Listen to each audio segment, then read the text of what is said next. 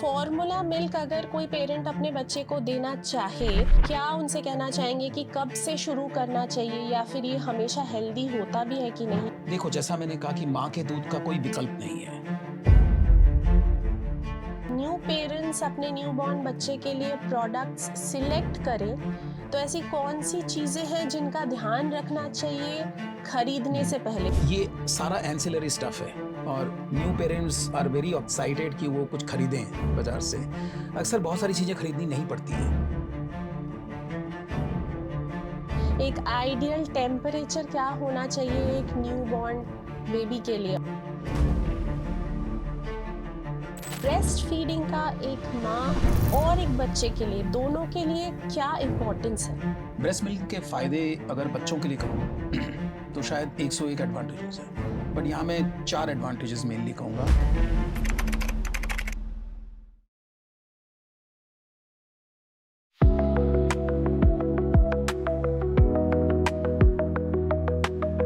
Welcome viewers to the second part of our Children's Day special episode of Health and Happiness podcast. अगर आपने part 1 अभी तक नहीं देखा है तो जल्दी से हमारे डिस्क्रिप्शन बॉक्स में जाइए और पार्ट 1 के लिंक पर क्लिक कीजिए। इस एपिसोड में हम और डीपर डिग किए हैं on newborn health with doctor Ashok Mittal. सस्ता सुंदर के यूट्यूब चैनल को सब्सक्राइब करना ना भूलें। इस बड़े एपिसोड के छोटे छोटे क्लिप्स आपको सस्ता सुंदर के सभी सोशल मीडिया हैंडल्स पर भी मिलेंगे और सभी सोशल मीडिया हैंडल्स के लिंक नीचे डिस्क्रिप्शन बॉक्स में आपको मिल जाएंगे। So do follow us there. Enjoy the show. इसी डिस्कशन को हम कंटिन्यू करते हैं एक और सवाल से आपसे।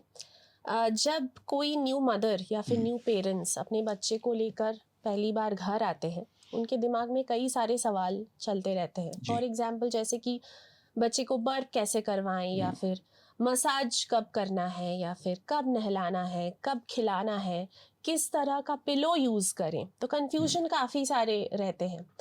तो आई एम श्योर इन सब चीज़ों का एक बहुत बड़ा रोल होता है एक न्यूबॉर्न को मैनेज करने के पीछे। लेकिन क्या आप कुछ एक चेकलिस्ट हमारे व्यूअर्स के साथ शेयर कर सकते हैं, या फिर क्या क्या चीज़ें हैं जिनका एकदम बहुत अच्छे से ध्यान रखना है after bringing the child from the hospital?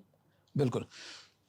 जैसा मैंने कहा आपको कि आपको बच्चे को फीड कराना है, बच्चे को दूध चाहिए और उसको ढेर सारा प्यार चाहिए, ठीक है ना। The child needs food and love. It's pretty much like a small puppy, जिसको भी ये दोनों चीज़ चाहिए। तो वो वैसा ही होता है एकदम से। आपको प्रोटेक्टिव होना है बट ओवर प्रोटेक्टिव नहीं होना है। जेंटल पेरेंटिंग करनी है। और हम एक न्यूबॉर्न के लिए अक्सर एक निमोनिक यूज़ करते हैं जिसको हम TABC कहते हैं। जैसे ABC होता है ना CPR में, प्राइमरी चीज़ क्या देखें, एयरवे, ब्रीदिंग, सर्कुलेशन। उससे पहले T हम लाते हैं न्यूबॉर्न में। TABC, T for temperature, A for airway, B for breathing, C for circulation. अब सबसे पहले आपको टेम्परेचर देखना है कि उसका टेम्परेचर ठीक है कि नहीं।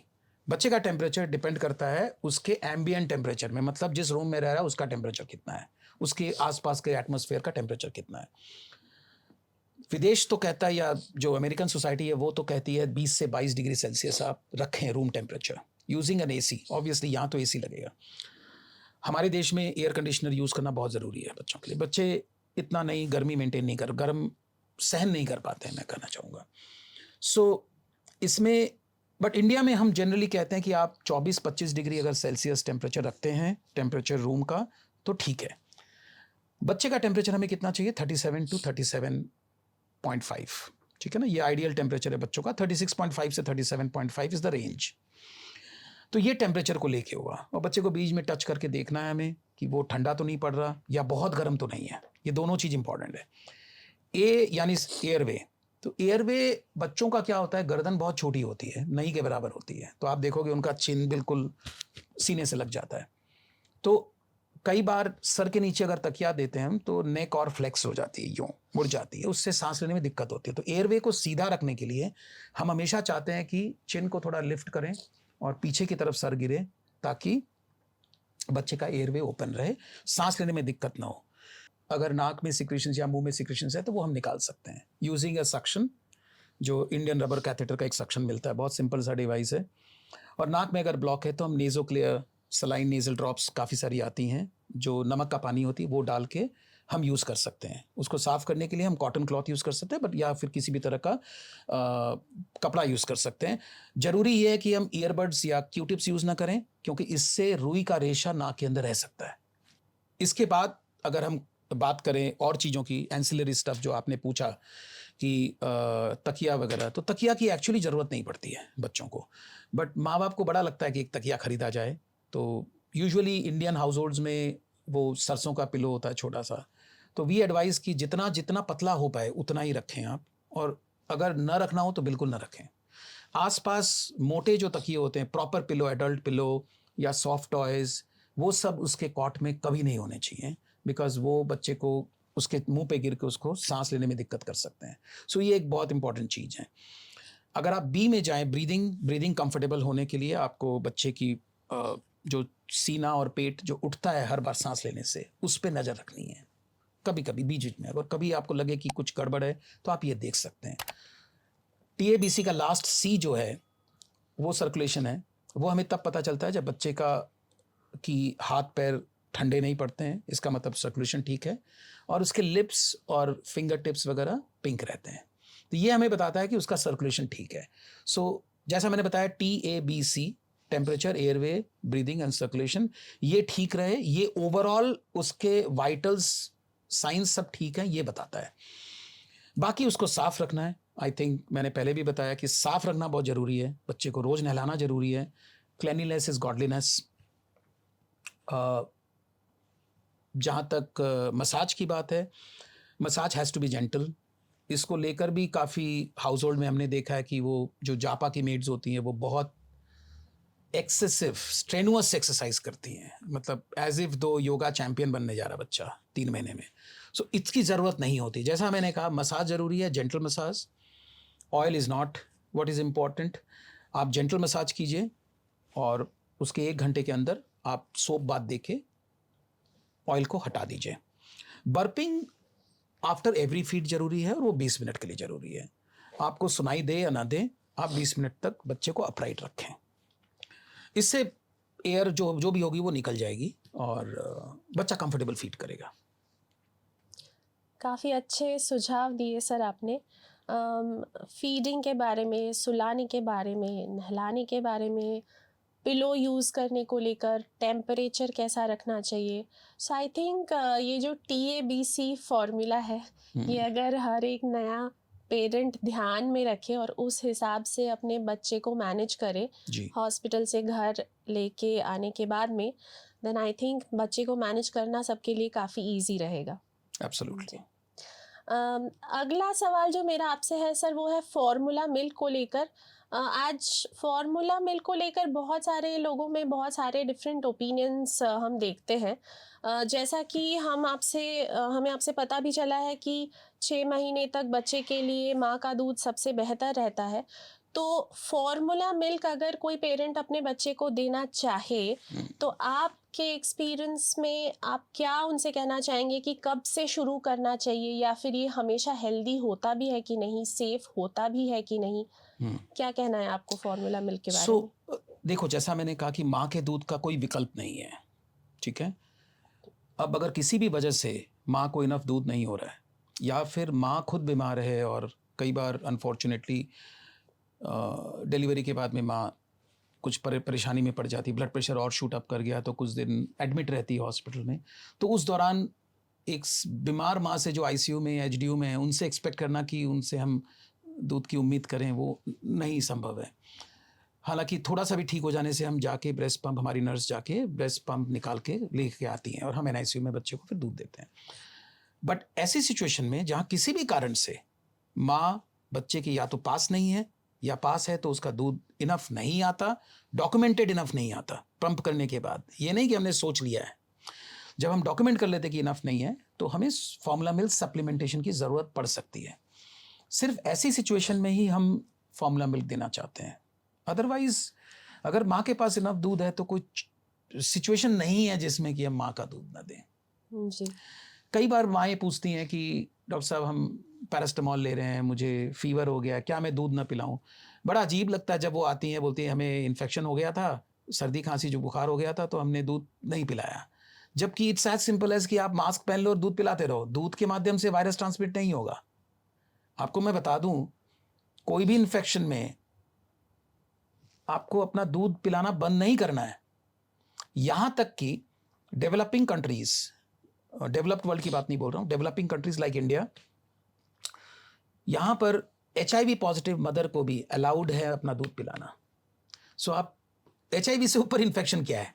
उससे ज्यादा बड़ा तो इन्फेक्शन कोई नहीं है शायद। आप सबसे ज्यादा किससे डरते हो? एड्स से डरते हो। उसमें भी अलाउड है कि आप अपना दूध पिला लें।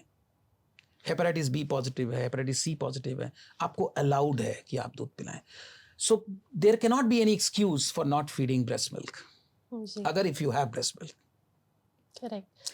प्रीमेच्योर बेबीज हुए, दूसरे और बच्चे सिचुएशंस, स्ट्रेस्ड मॉम है, लो मिल्क प्रोडक्शन है, प्रीमेच्योर बच्चों में कई बार चूंकि माँ NICU में अपने बच्चे की केयर कर रही है, बहुत स्ट्रेस में रहती है।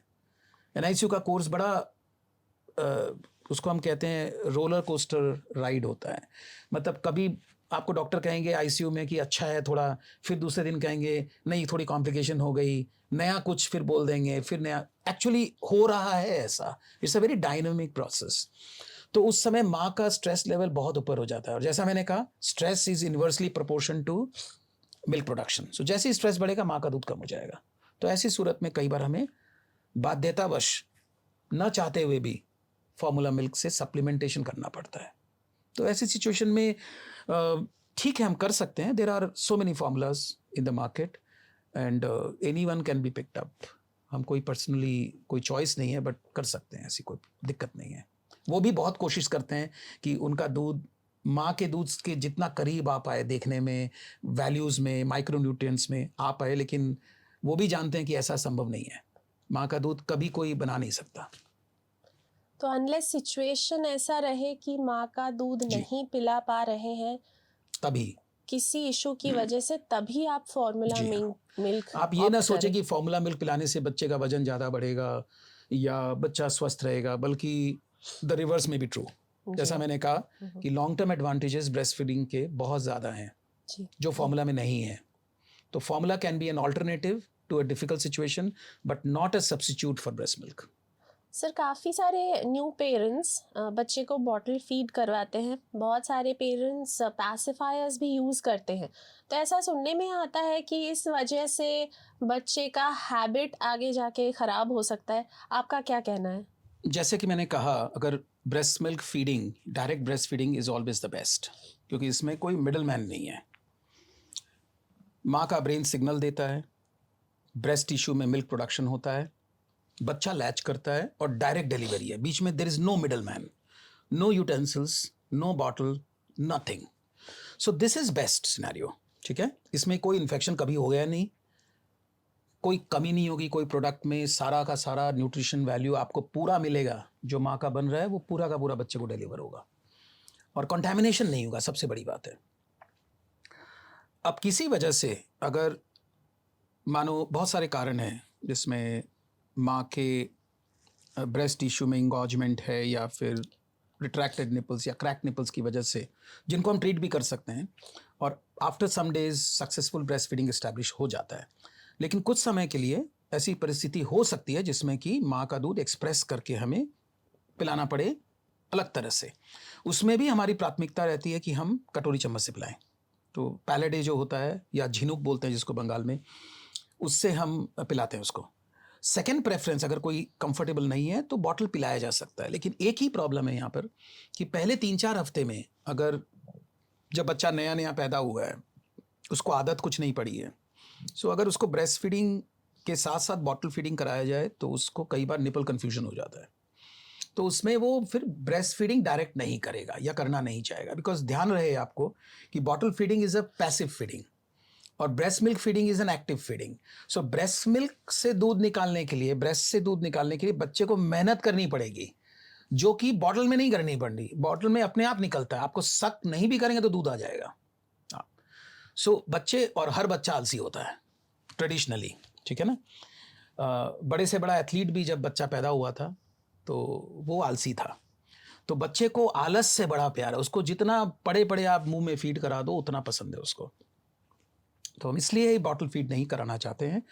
एक मिडल मैन आ जाता है तो कंटामिनेशन का खतरा, इसलिए इन्फेक्शन हो सकता है, बच्चे को डायरिया हो सकते हैं, गैस्ट्रोएंटेराइटिस हो सकता है। दूसरा कि उसको निपल कन्फ्यूजन हो सकता है और ब्रेस्ट फीडिंग में प्रॉब्लम आ सकती है। लेकिन अगर सिचुएशन कुछ ऐसी है जिसमें माँ का दूध कम है और आपको कई बार, सिर्फ एक बार नहीं 4-5 बार आपको फॉर्मूला मिल्क पिलाना पड़ रहा है और कोई और पिला रहा है, तो समझ लो आपने हायर्ड हेल्प ली है, या फिर कोई ऐसा जो कॉन्फिडेंट नहीं है, तो आपको बॉटल फीड देनी पड़ सकती है कभी कभी। बट कोशिश कीजिए कि पहले 3-4 हफ्ते में ना दें। एक बार आपने पहले महीने के एंड में हमें पता चल जाता है कि कौन सी माँ सिर्फ अपने दूध पे रखेगी, कौन 50-50 करेगी और कौन सिर्फ फॉर्मूला पे रखेगी।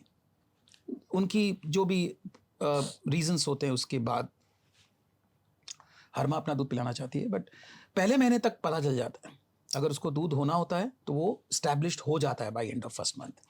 तो फर्स्ट मंथ के एंड में हम डिसाइड कर सकते हैं कि अगर वो फॉर्मूला दे ही रही है तो उसकी लाइफ थोड़ा इजी कर देते हैं और बॉटल ऑफर कर देते हैं। तब हम स्टेरिलाइजर खरीदाते हैं और उनको एडवाइस करते हैं कैसे करना है।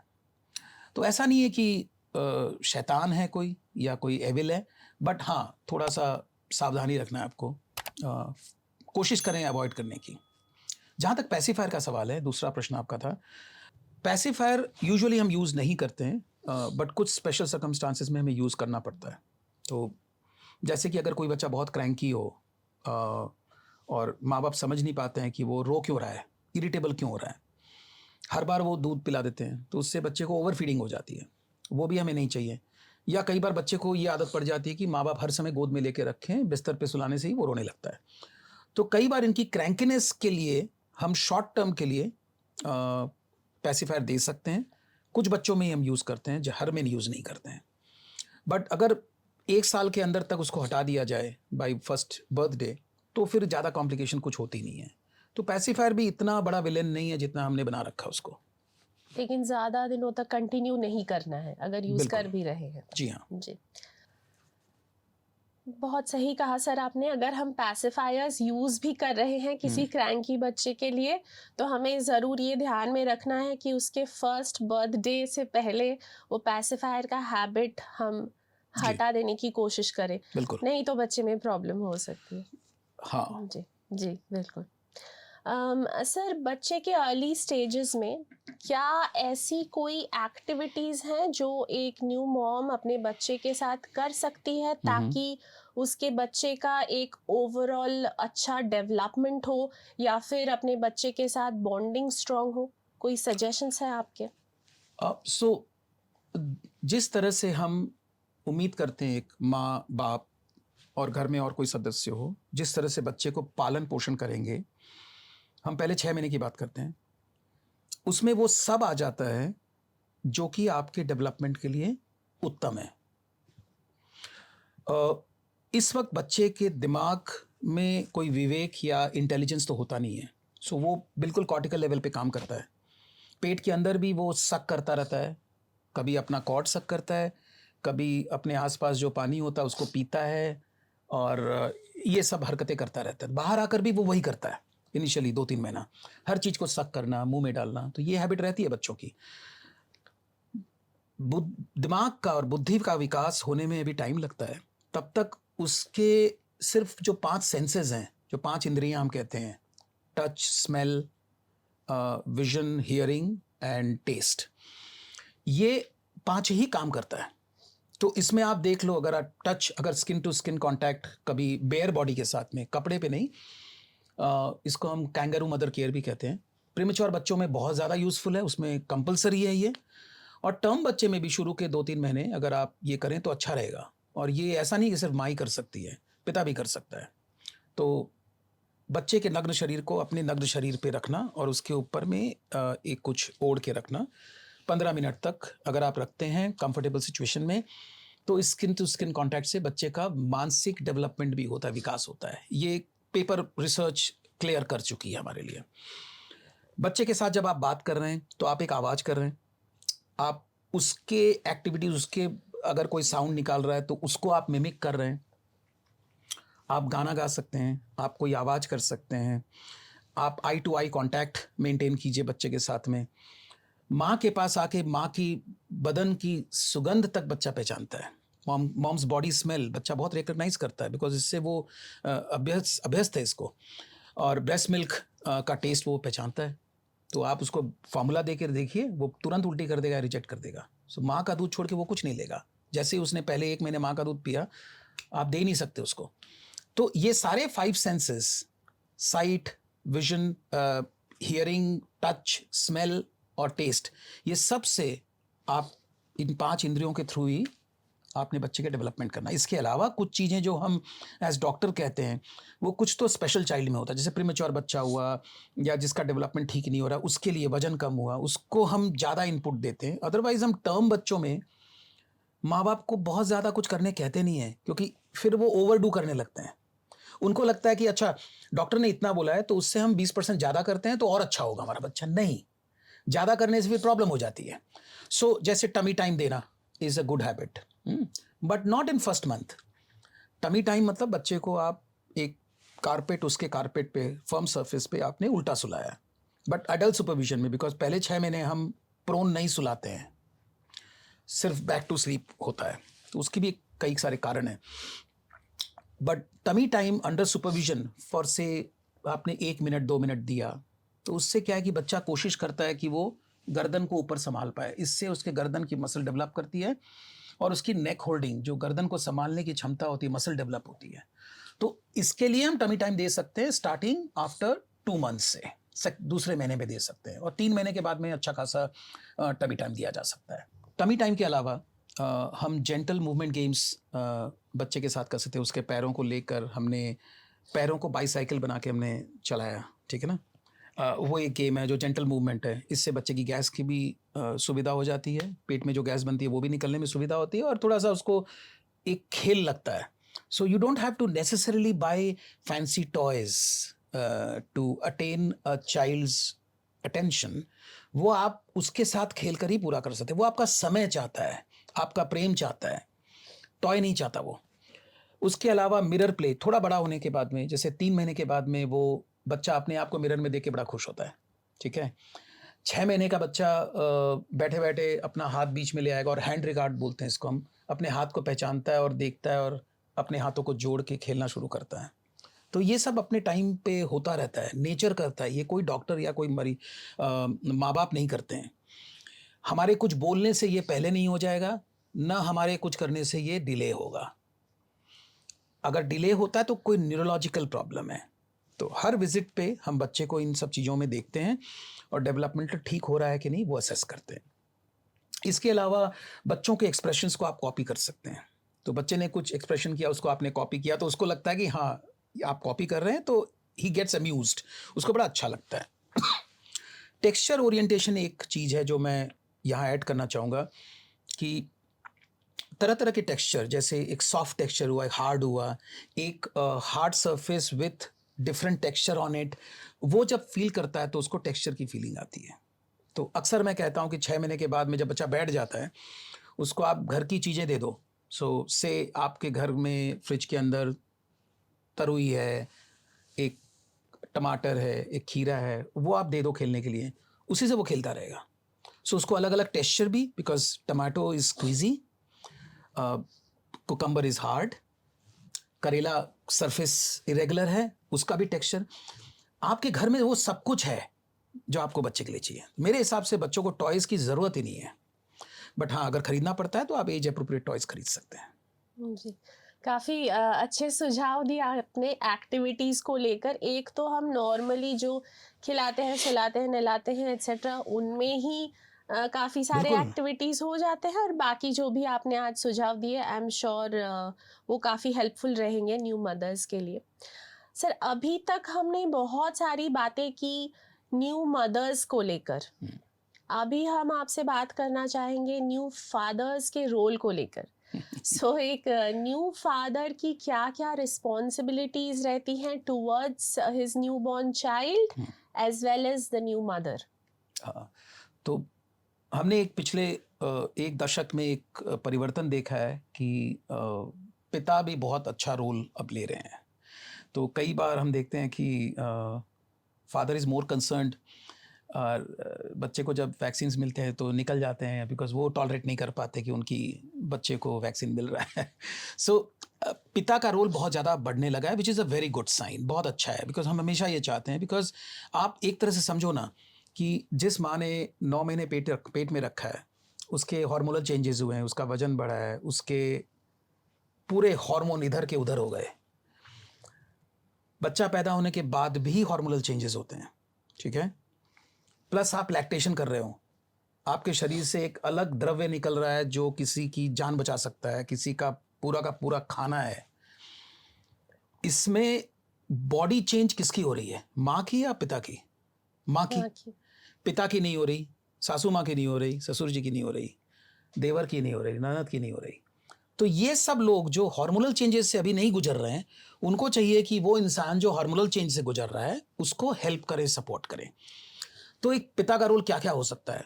बच्चे की देखभाल करना, उसमें सहयोगिता करना, माँ को सपोर्ट करना, ठीक है. जैसे अगर आप बच्चे के साथ में वो टाइम स्पेंड कर सकता है, वो टर्न्स ले सकता है कि ठीक है रात का वक्त है, तुम सो जाओ, 5 घंटे तुम सो, मैं देखूंगा अलग कमरे में बच्चे को. और जब बच्चा दूध पीने की कोशिश करे चाहेगा तो मुझे मालूम है कि ब्रेस्ट मिल्क एक्सप्रेस किया हुआ फ्रिज में, मैं उसमें से निकाल के डॉक्टर साहब ने जैसे बोला है गर्म पानी पे फ्लोट करके मैं उसको रीहीट करके मैं पिला दूंगा, फिर सुला दूंगा उसको बर्पिंग करा के, डायपर चेंज करना होगा कर दूंगा. तो दूध पिलाना, यहाँ पर बॉटल फीडिंग इज ओके. अगर एक बॉटल फीड कराने से मेरी माँ को 5 घंटे की नींद मिलती है ना, आई विल प्रेफर दैट. फिर उसका डायपर चेंज करना, उसको बर्प कराना, ये सब करा जा सकता है, कोई भी इंसान कर सकता है. सो मुझे लगता है कि ये इस तरह से अगर आप बच्चे के काम करेंगे, उसको उससे इंटरेक्ट करेंगे, उससे बात करेंगे, उसका काम करेंगे, स्किन टू स्किन कांटेक्ट करेंगे, ये देखा गया है कि जिस बच्चे के पिता का इन्वॉल्वमेंट कंटिन्यूड पहले 2 साल में अच्छा खासा होता है और पॉजिटिवली होता है, एडवर्स नहीं पॉजिटिव होता है, उन बच्चे के इंटेलिजेंस स्कोर, उनका कॉग्निशन, उनका डेवलपमेंट फार सुपीरियर होता है कंपेयर टू अ चाइल्ड जिसमें फादर का इन्वॉल्वमेंट नहीं था, ठीक है. मदर को वो सपोर्ट कर सकते हैं बाय टेकिंग ड्यूटी, रिस्पॉन्सिबिलिटीज. वो कुछ बच्चे का काम कर सकते हैं, कुछ घर का काम कर सकते हैं. जो हाउस होल्ड काम माँ से एक्सपेक्टेड है वो फादर कर सकता है. ब्रेकफास्ट बना सकता है, खाना लगा सकता है, टेबल पे खाना साफ कर सकता है, बहुत कुछ कर सकता है. एक बहुत चीज़ मैं इंपॉर्टेंट चीज़ बोलूँगा यहाँ पर कि फादर का ये भी काम है कि उसको एक सेफ और सिक्योर इन्वायरमेंट दे माँ को, क्योंकि माँ वो इंसान है जो एक नए घर में आई है. हो सकता है उसको कभी 1 साल ही हुआ है और एक नया बच्चा आ गया. वो अपनी रिलेशनशिप अपने पति के साथ में और अपने इन-लॉज के साथ में अभी ठीक एडजस्ट कर ही रही थी कि बच्चा आ गया. सो ये एक वक्त है जब emotional turmoil at its peak होता है. उस वक्त एक बाउंड्री बनाना कि माँ की जो नीड्स है वो कन्वे करना to other members of the family, और अदर मेंबर्स ऑफ फैमिली को ये इंश्योर करना कि कोई भी नेगेटिव इम्पैक्ट माँ पे ना हो इमोशनल, ये फादर का काम होता है. तो हम आए दिन डेली प्रैक्टिस में ये देखते हैं कि कुछ फादर्स इस काम को बहुत बखूबी करते हैं और कुछ मिजरेबली फेल करते हैं. तो उनको हमें काउंसिल करना पड़ता है कि दिस इज योर ड्यूटी, ये बच्चा सिर्फ माँ का नहीं है, ये आपका भी है. तो किसी भी तरह से आप इसको सपोर्ट करें, अपनी वाइफ को सपोर्ट करें, क्योंकि वाइफ को सपोर्ट करके यहाँ बच्चे की डेवलपमेंट और उसकी ग्रोथ में कंट्रीब्यूट कर रहे हैं, ना कि कोई ये हार जीत का मामला है.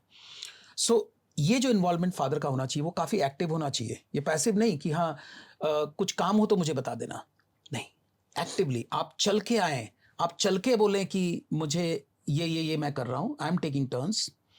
अगर उनका वर्क फ्रॉम होम है तो वो 4-5 घंटे का उन्होंने वर्क ले लिया और उस वक्त माँ देख रही है.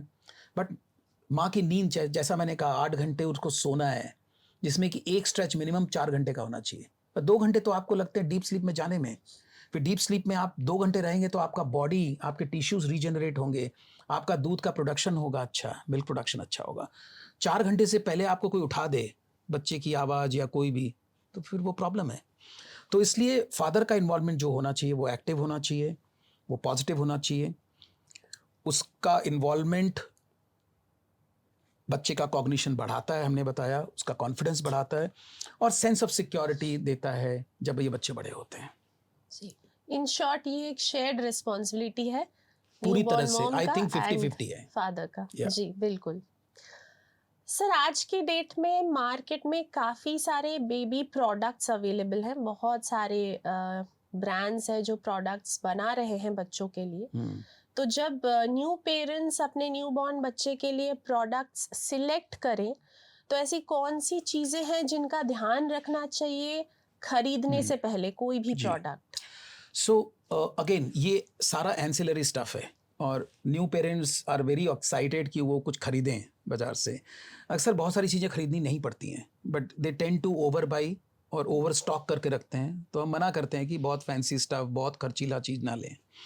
बट जनरली बेबी केयर में साबुन, shampoo, lotion, diaper creams, baby wipes ये सब लगते हैं। बच्चा जिस कॉट में सोएगा उसकी मैट्रेस आपको देखनी है फर्म हो। कुछ टॉयज़ अगर आप रखना चाहें तो आप रख सकते हैं। यहाँ बहुत ज़रूरी है कि किसी भी उम्र में आप बच्चे को वॉकर ना दें, फैंसी टॉयज़ की ज़रूरत नहीं होती है। और स्मॉल पीसेस जो होते हैं लोगो गेम्स या ब्लॉक गेम्स के वो बिल्कुल ना हो, क्योंकि वो फॉरेन बॉडी का रिस्क करता है। बच्चा कभी भी मुंह में लेके मुंह में चला जाए तो वो सांस की नली में अटक सकता है। तो इन चीज़ों को अगर हम ध्यान रखें तो कॉमन आइटम्स खरीदने में हमें सिर्फ ये देखना है कि वो नॉन टॉक्सिक हो, वो BPA फ्री हो, थैलेट फ्री हो, अल्कोहल नहीं हो उसमें, डाई नहीं हो, कोई आर्टिफिशियल फ्रेगरेंस नहीं हो, एज अप्रोप्रिएट होना चाहिए कि ये नहीं कि आप 1 साल के ऊपर के बच्चे की क्रीम आप न्यूबॉर्न पे लगा रहे हैं। वो देख लें, अप्रूव्ड हो, वेल रिव्यूड हो, उसके रिव्यूज़ पढ़ लीजिए कि वो ठीक प्रोडक्ट है। स्ट्रॉन्ग फ्रेगनेंस ना हो जैसा मैंने कहा, उसकी एक्सपायरी डेट चेक कर लेनी चाहिए, डैमेज नहीं है ये सब देख लेना चाहिए, और कोई चोकिंग हज़ार्ड नहीं हो। तो ये सारी चीज़ें देखकर अगर हम प्रोडक्ट्स खरीदें तो कोई भी ठीक ठाक ब्रांड के प्रोडक्ट खरीद के आप चला सकते हैं। You don't have to necessarily buy very very expensive stuff. कम खरीदें और सेफ है कि कम नहीं वो खरीदें, check सेफ करके खरीद लें और कोई भी ब्रांड चूज कर लें, कोई इसमें खास नहीं है। जी बिल्कुल। सर अब हम बात करना चाहेंगे स्पेसिफिकली ब्रेस्ट फीडिंग के बारे में। तो ब्रेस्ट फीडिंग का एक माँ और एक बच्चे के लिए, दोनों के लिए क्या इम्पोर्टेंस है? ब्रेस्ट मिल्क के फ़ायदे अगर बच्चों के लिए कहूँ तो शायद 101 एडवांटेजेस है, बट यहाँ मैं 4 एडवांटेजेस मेनली कहूँगा। एक तो बच्चे के लिए आइडियल न्यूट्रिशन है, क्योंकि जितना बच्चे को चाहिए, जो चीज़, जितना सोडियम चाहिए, जितना पोटेशियम चाहिए, जितना प्रोटीन चाहिए, जितना फैट, वो सब उसी तरह से बनता है माँ के दूध में। और यहाँ ध्यान रहे कि हम अगर एक बच्चा चूँकि इंसान है तो इंसानी माँ का दूध ही ये बनाता है। अगर आप उस बच्चे को गाय का दूध देंगे या किसी भी और जानवर का दूध देंगे तो वो इस बच्चे के लिए नहीं बना। इसलिए इस बच्चे की जो ज़रूरत है वैसी उसमें कंपोनेंट्स नहीं आएंगी, वो कम या ज़्यादा होंगी, तो वो इम्बैलेंस हो जाता है। इसलिए और हम कहते हैं कि अक्सर इंसान ही एक जानवर है जो कि क्रॉस स्पीसीज दूध पीता है, ठीक है ना। तो माँ का दूध पीने के बाद हमारी बात नहीं है कोई भी और दूध पीने की, बट हम पीते हैं। सो ब्रेस्ट मिल्क के एडवांटेजेस में जो हम 4 मेजर एडवांटेज बोलेंगे कि ये एकदम आइडियल न्यूट्रिशन है। बच्चे को जो चाहिए ठीक वो उतनी ही मात्रा में है, न कम न ज़्यादा। दूसरा है ये बच्चे की इम्यूनिटी बढ़ाता है। इसमें बहुत सारी चीज़ें हैं जो कि इम्यूनोप्रोटेक्टिव है, इन्फेक्शन से बचाती हैं। तीसरा है कि इससे हम बड़े सारे देशों में जहाँ पर गरीबी काफ़ी ज़्यादा है, माँ को बहुत अच्छा भोजन नहीं मिल पाता, बच्चे के लिए कुछ खरीदने का पैसे नहीं होते, तो उसमें हम चाइल्डहुड मैल न्यूट्रिशन अवॉइड कर सकते हैं बाय ब्रेस्ट फीडिंग। और breast feeding should be continued till 2 years of age, ठीक है। 6 महीने सिर्फ ब्रेस्ट मिल्क, 6 महीने पे हम सॉलिड शुरू करते हैं खिलाना। घर में जो भी राइस, जो भी स्टेपल्ड फूड है, फ्रूट्स है, ये सब हम शुरू करते हैं। और 2 साल तक लेकिन ब्रेस्ट फीडिंग हम कंटिन्यू करते हैं, बिकॉज ये बोनस की तरह काम करता है, एक्स्ट्रा न्यूट्रिशन देता रहता है। और जैसा हमने पहले भी कहा कि कई सारे deadly infections, diarrhoea, pneumonia, septicaemia, इन सब से माँ का दूध बचाता है बच्चे को। ये बच्चों के अंदर फ़ायदे हुए। अगर माँ की बात करें तो दूध पिलाने से माँ का जो यूट्रस होता है वो सिकुड़ने में मदद होती है, माँ का वजन कम होता है, माँ को कई सारे कैंसर जैसे ब्रेस्ट कैंसर, ओवेरियन कैंसर और टाइप 2 डायबिटीज़ के रिस्क कम हो जाते हैं। एंड उसके अलावा it saves time and money, because direct source है, खुद बना रही है, खुद डिलीवर कर रही है, बच्चा खुद लग के पी रहा है, कोई कॉस्ट नहीं है इसका, it's free, it is free of contamination, और माँ के लिए बहुत बेनिफिट है। It creates a bonding. जब बच्चा माँ के सीने से लगता है तो वो फीलिंग जो है वो एक हैप्पी फीलिंग है माँ के लिए, और उससे ही हैप्पी हार्मोन रिलीज होते हैं। Mother feels happy and hence generates more milk. तो ये फ़ायदा ही फ़ायदा है, इसमें नुकसान कुछ नहीं है। बहुत ही सारे हेल्थ बेनिफिट्स जी। हैं। तो ब्रेस्ट फीडिंग बिल्कुल 6 महीने तक मोस्ट इम्पॉर्टेंट, और जैसा आपने बोला 2 साल तक भी कंटिन्यू कर सकते हैं जी। ज़रूरत के हिसाब से। यहाँ मैं एक बात और कहना चाहूँगा। एक कॉन्सेप्ट है 1000 डेज कॉन्सेप्ट, 1000 डेज। तो ऐसा रिसर्च से पता चला है कि इन 1000 दिनों में बच्चे का न्यूट्रिशन डिसाइड करता है उसकी पूरी लाइफ। ठीक है। सो ये 1000 दिन कौन से हैं? जो पेट में बच्चे ने समय काटा है 270 दिन का, और बाहर के 2 साल 365 और 365 दिन। सो कुल मिला के तुम देख लो कितने हो जाएंगे, 730 और 270, दोनों मिलाओगे तो कितना होगा? 1000। 1000। ये 1000 डेज मतलब पेट में अंदर माँ का न्यूट्रिशन क्या था, इसलिए मैंने कहा कि माँ को खिलाओ सब कुछ, तो बच्चे को जाएगा। तो पेट में रहते वक्त माँ का जो न्यूट्रिशन था, और पहले 2 साल जो बच्चे को आप न्यूट्रिशन दे रहे हैं, ये बच्चे की पूरी जिंदगी डिसाइड करते हैं। एज एन एडल्ट उसको डायबिटीज होगा कि नहीं, उसको ओबेसिटी होगी कि नहीं, ये सब डिसाइड करता है। तो इसलिए इसमें 5 स्टेप है 1000 डेज कॉन्सेप्ट में, कि माँ को अच्छा खिलाओ जब प्रेग्नेंट है, उसकी डिलीवरी नेचुरल कराओ, जो आज के दिन में बहुत कॉम्प्लिकेट हो चुकी है ऑलरेडी। बहुत ज़्यादा परसेंटेज सिजेरियन से हो रहे हैं, which is a warning to us. तीसरा है कि उसको exclusive breast feeding first 6 months तक कराओ।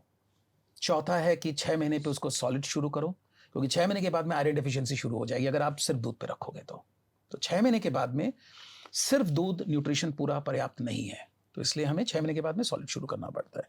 और पांचवा है कि आप कंटिन्यू करो breast feeding till 2 years of age.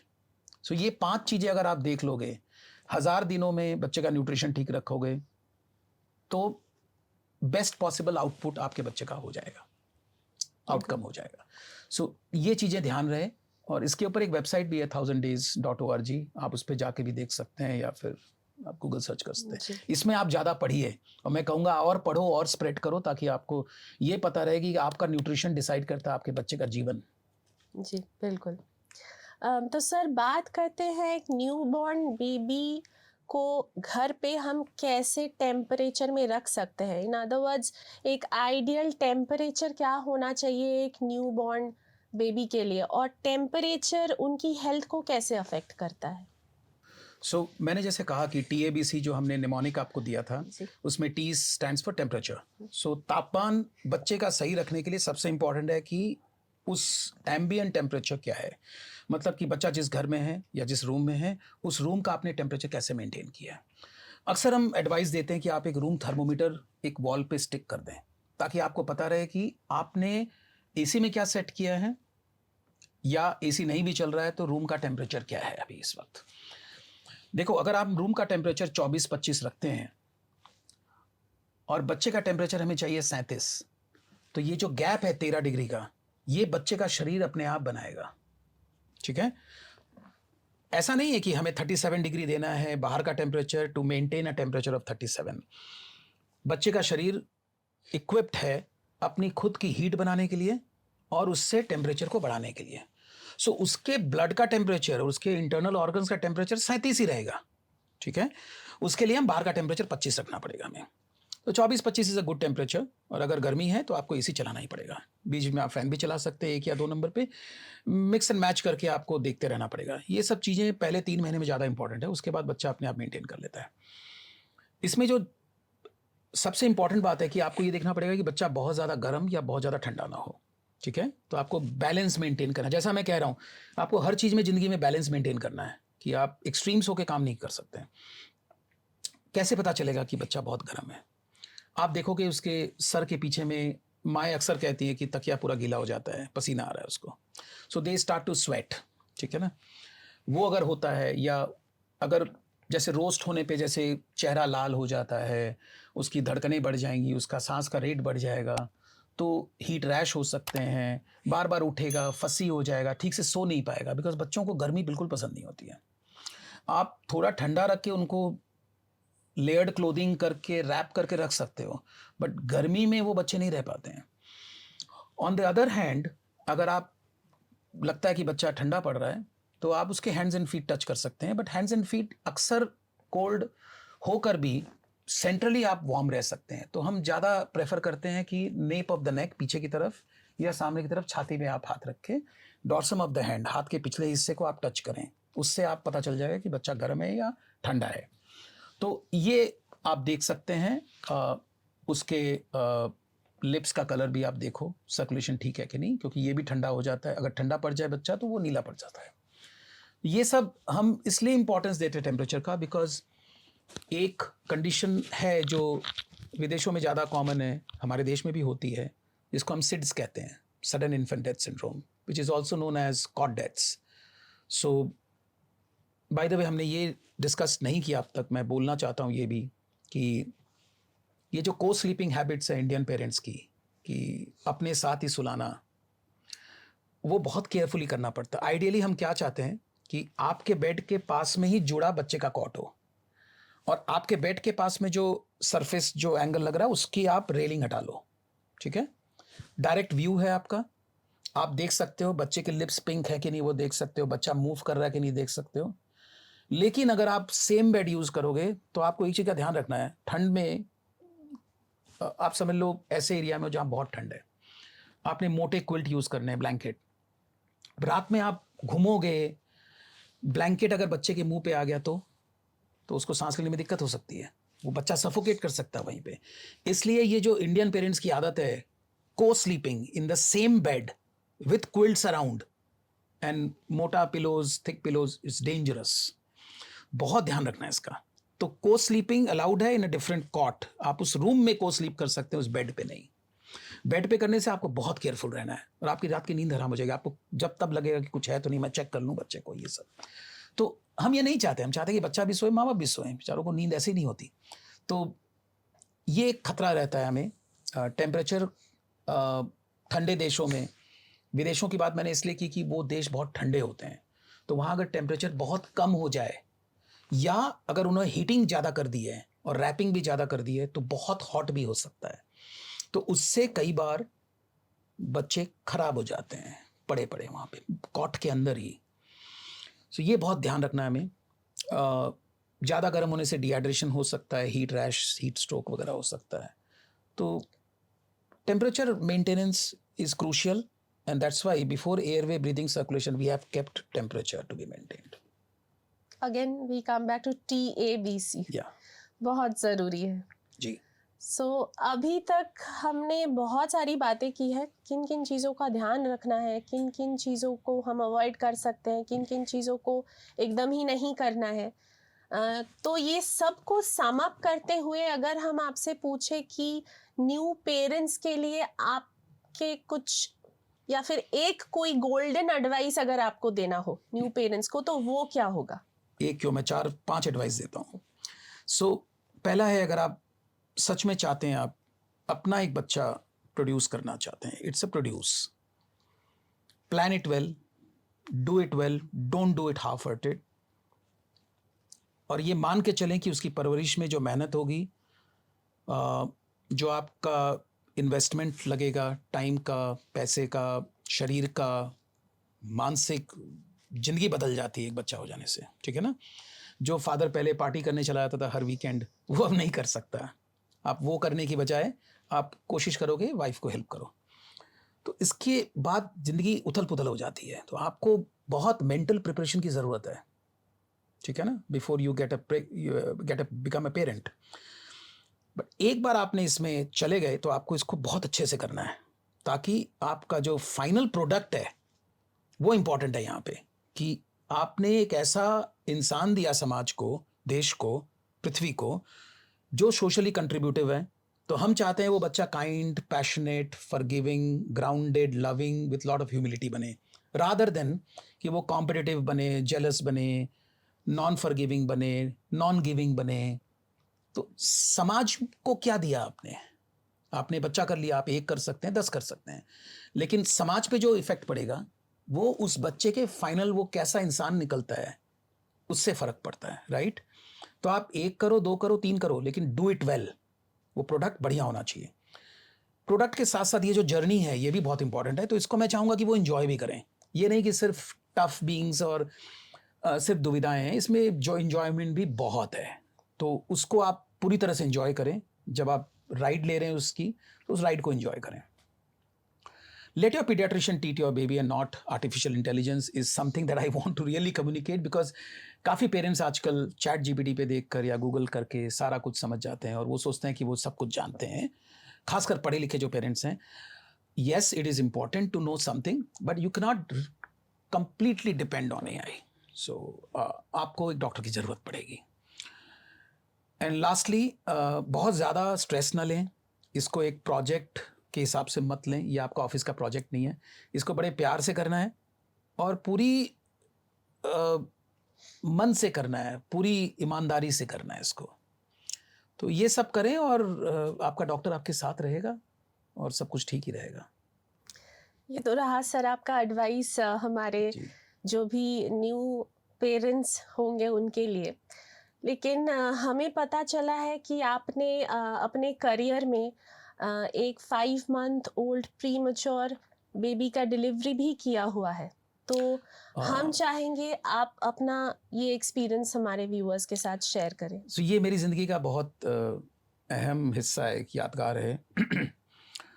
So ये एक ट्विन प्रेगनेंसी थी जो कि 25 हफ्ते पे डिलीवर हो गई। सो टिपिकली हम कहते हैं 40 हफ्ते की प्रेगनेंसी होती है, तो 24 कंप्लीट हुआ था, 25 लगा भी नहीं था, तो 24 प्लस पे डिलीवरी हुई थी। एक बेटा एक बेटी था और 500 ग्राम और 900 ग्राम के बच्चे थे, दोनों में वज़न का काफ़ी फ़र्क था। तो मुझे याद है वो करीब 12-13 साल हो गए इन बच्चों को बड़ा करना, और उनकी जो 3 महीने की NICU स्टे थी वो काफ़ी अनश्योर थे हम, लेकिन हमें ये पता था कि हम पूरी मेहनत करेंगे।